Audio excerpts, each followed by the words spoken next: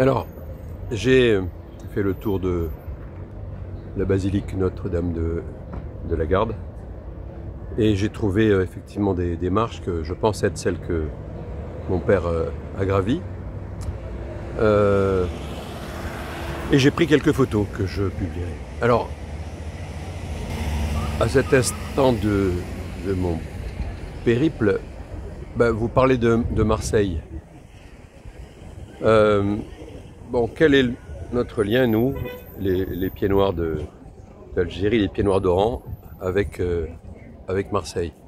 Alors, je parlerai plutôt personnellement qu'au niveau national. Eh bien, nous sommes liés à Marseille parce que mon père, déjà, a libéré Marseille avec les commandos d'Afrique, avec l'armée B du général Delade de Tassigny, le 25 août 1944. Il est arrivé donc à Marseille en vainqueur, après avoir participé au débarquement de Provence, qui a commencé dans la nuit du 14 au 15 août, sur les plages du Réole-Canadelle, de Cavalère et autres, Lalonde de les Morts, Bormes-les-Mimosas, etc.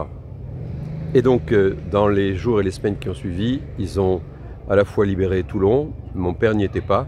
Lui, il a participé à la libération de Marseille.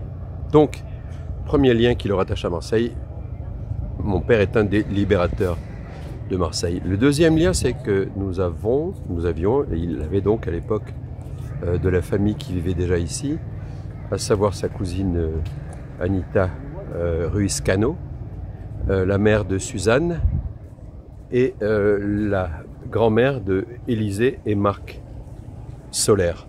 Voilà. Et donc, de mémoire, je sais qu'il est venu leur rendre visite pendant sa période de passage ici à Marseille, habillé en militaire, il me semble, entendre ma grande cousine Anita nous le raconter.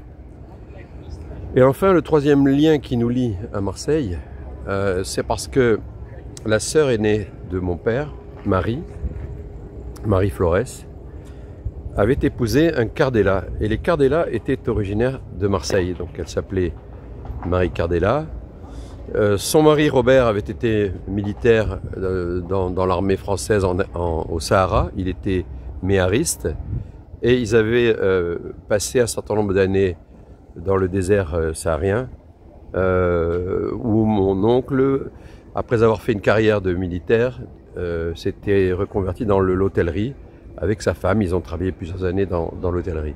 Mais mon oncle Robert Cardella était originaire de Marseille. Et d'ailleurs, sa famille, ses descendants, ses neveux, petits-neveux, étaient installés ici depuis longtemps. Et notamment, l'un de ses petits-neveux a été directeur du port autonome de Marseille. Je me demande s'il l'est encore.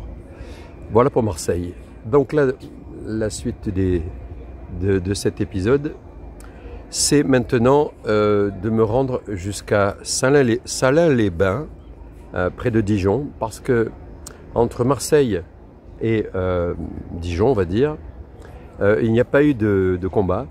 Les Allemands avaient été anéantis, repoussés, fuyés. Et les deux armées, donc l'armée qui venait de Normandie, les Alliés, et l'armée B du général Delattre, avec les Alliés aussi, se sont retrouvés aux alentours de Dijon, donc à Salins-les-Bains, où ils ont pris en tenaille les Allemands, et où ils les ont fait fuir vers les Vosges, puis l'Alsace, puis l'Allemagne, etc. Et donc je vous en reparlerai très bientôt.